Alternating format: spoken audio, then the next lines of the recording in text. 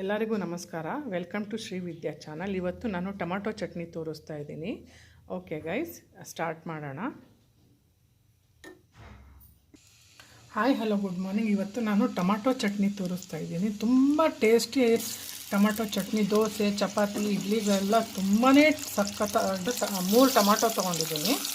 ಎಲ್ಲನೂ ಈಗ ಆಯಿಲಲ್ಲಿ ಫ್ರೈ ಮಾಡ್ಕೊಳ್ತಿದ್ದೀನಿ. ಇನ್ನೂ ಬೆಂದಿದೆ. ಈಗ ಸ್ಟವ್ ಆಫ್ ಮಾಡ್ತಿದ್ದೀನಿ. ಈಗ ಇದೆಲ್ಲ ಕಿವುಚ್ಕೊಳ್ಳೋಣ, ಸಿಪ್ಪೆ ತಕ್ಕೊಳ್ಳೋಣ. ಮಾಡ್ಕೊಂಡಲ್ಲ, ಅದರಲ್ಲೇ ಎಣ್ಣೆ ಉಳಿದಿತ್ತು. ಸಾಸಿವೆ ಹಾಕ್ತಾ ಇದ್ದೀನಿ,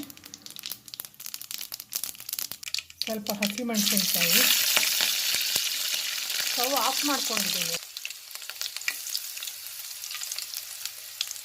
ಓಕೆ, ನೆಕ್ಸ್ಟ್ ಹೆಚ್ಚಿದ್ದು ಬಿಸಿ ಇದೆ, ಅದರಲ್ಲೇ ಸ್ವಲ್ಪ ಫ್ರೈ ಮಾಡಿಕೊಂಡ್ರೆ ಸಾಕು. ಮಾಡ್ತಾಯಿದ್ದೀನಿ. ಈಗ ಎಲ್ಲ ಹಾಗೆ ಮಿಕ್ಸ್ ಮಾಡಿಬಿಡೋದು.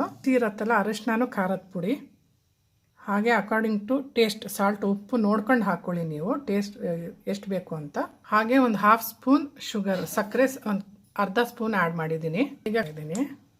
ಇಷ್ಟೇ ಟೊಮಾಟೊ ಚಟ್ನಿ ರೆಡಿ. ಹೇಗೆ ಅನ್ನಿಸ್ತು ಅಂತ ದಯವಿಟ್ಟು.